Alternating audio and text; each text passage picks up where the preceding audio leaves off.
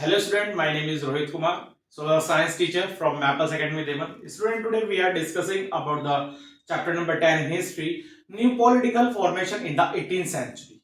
Now the Aurangzeb, the last of the great Mughal, died in AD 1707 and Aurangzeb was succeeded by a string of weak rulers under the whom the Mughal empire slowly fell into the decline.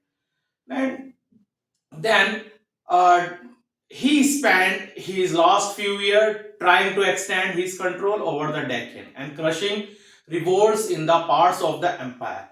Aurangzeb was succeeded by a string of weak rulers under whom the Mughal ruler slowly fell into a decline. The 18th century AD was witnessed on the two important developments, the rise of the independent and the semi-independent state as the Mughal control weakened and the emerge of the British as an important power in the subcontinent. The ends of the medieval period of the Indian history.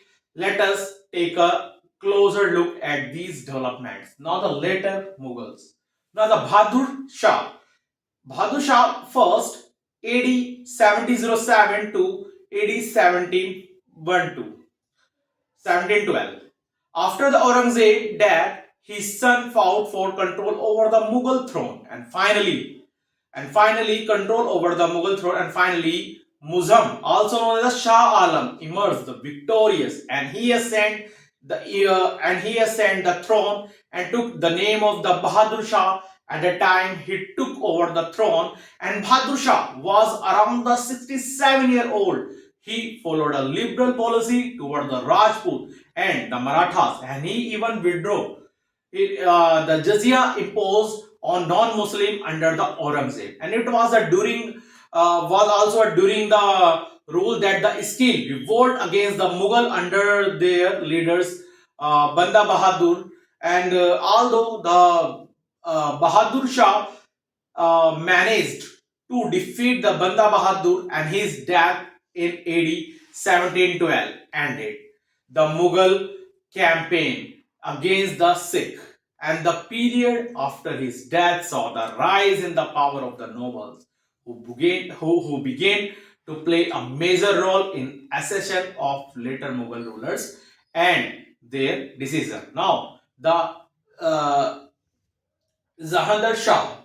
Now, Zahadar Shah, the time period of the Zahadar Shah is 1712 to the 1713, and after the Bahadur Shah first death of his eldest son, Jahandar Shah come to the throne with the help of the noble and the Zulfikar Khan. He proved to be an inefficient ruler, and he was soon deposed by his nephew Farooq Shiar. Now, Farooq Shiar, the time of the Farooq Shiar is 1713 to the 1719, and the Farooq Shah came to the throne with the help of the two nobles, Abdullah Khan Barha and the Hussein Ali Khan Barha, also known as the Sayyid brother. They become so powerful that they soon began a Mughal emperor were simply puppets in their hands, and it was who enjoyed the real power in the empire. And in AD 1919, the Sayyid brother killed the Farooq Shah Seer. He was followed by the. Now the reason why Mughal power declined. Now there are the many reasons why the Mughal empire collapsed. Now the Aurangzeb policies and the weak successor of the Aurangzeb and the peasant revolt and negligence of the development of navy. Now the Aurangzeb policies, the 26-year long military campaign launched by the Aurangzeb in the Deccan Deccan drained much of the empire well, and his long absence from the north also led to the weakness of the Mughal power in the region. Now the administration machinery broken down, and he had already aligned many Hindus by reimposing jizya as a tax of the non-Muslim, and he had also managed the anger of the Rajput and the Marathas, and who rose in the rebellion. The Sikh rose in the revolt against the Mughal after the Aurangzeb. Aurangzeb captured the ninth Guru of the Sikh, the Guru Tegh Bahadur, and executed him. The struggle in the Deccan and the revolts in the other parts of the empire put a huge burden on the army. As a result, army failed to check the rise of the independent state and protect the empire from the invasion. Now, the weak successor of the Aurangzeb, the rulers who followed the Aurangzeb to the Mughal Empire proved that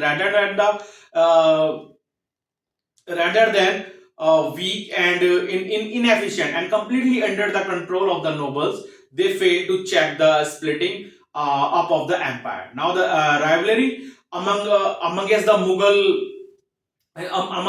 nobles, the infighting among the Mughal nobles, and also to infighting to weaken the of the empire after the Aurangzeb death. The noble were split into the powerful groups, and the transit of the Persian descent and the Turanis and of the Turkish descent, also the Hindustanis, the people of the Hindustan, they complete the for the control over the late Mughal emperor, and who were be quite powerless and were forced and were forced to act as according to the nobles' wishes. Now, degeneration of the Mansabdari system, also the reason why the Mughal Empire collapsed. Aurangzeb's successor failed to check the growing power of the Mansabdar. These nobles control own armies and had a vast. Now, once they managed to consolidate their hold over the Mughal provinces to follow the revenue to the capital and fell putting the strain of the Mughal finances. Now the peasant revolts also the important why the Mughal Empire collapsed. The Aurangzeb successor faced many revolt by the group of the peasant and zamindar in the north and the west, and mostly against the high taxes, many of these of the political and the economical control over the provinces, and several as a further blow to Mughal authority. Now the negligence of the development of the navy, also the main reason why the Mughal decline, that they did not give a much important to the navy, and they did not take the measure to the develop, and they were be unable to check the rise of the British who command a strong navy. And invasion of the Nadir Shah and Ahmad Shah, the invasion of the Nadir Shah and Ahmad Shah, the Iranian and Afghan ruler Ahmad Shah. Ahmad Shah and Abdullah also put a strain on the Mughal. Nadir Shah invaded the subcontinent in the 80s, 1789 during the rule of the Muhammad Shah, and his forces caused a much death and destruction in the Delhi, and they carried out away many treasures from the city, including the peacock throne and the Kohinoor diamond. And the invasion of the Nadir Shah struck a death of that blow of the already the weakened ruler empire.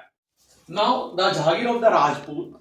From the 8th century AD, most of the present day the state of the Rajasthan was under the control of the Rajput. Several Rajput kings, especially those of the Amber and the Jodhpur, was granted the Jahagir by the Mughal for their services. This king enjoyed the considerable independence in the administration of the Jahagirs with the Mughals. With the Mughal power fading in the 18th century AD, the Rajput tried to expand their control Malwa, and the Raja Ajit Singh of the Jodhpur held the Subedar of the Gujarat, while the Raja Lal Singh of the Amber had a governorship of the Malwa. The king also tried to capture the Mughal territories close to their Jahagir. Raja Ajit Singh annexed Nagaur, while the Raja Jai Singh captured the Bundi and was granted the governorship of the Agra.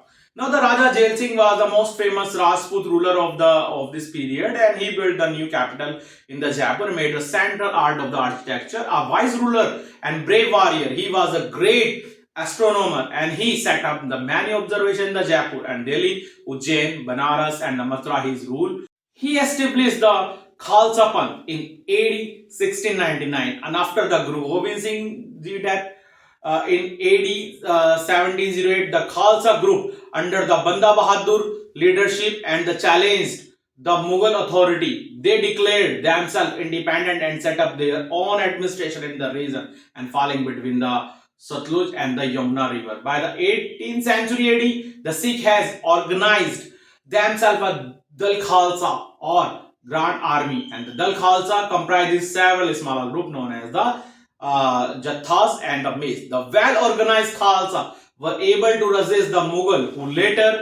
who later the invader and captured the province of the Punjab and the Sarkar of the Sirhind from the Mughal. Toward the 18th century AD, the Sikh had managed to extend the control to territories between the Indus and the Yamuna.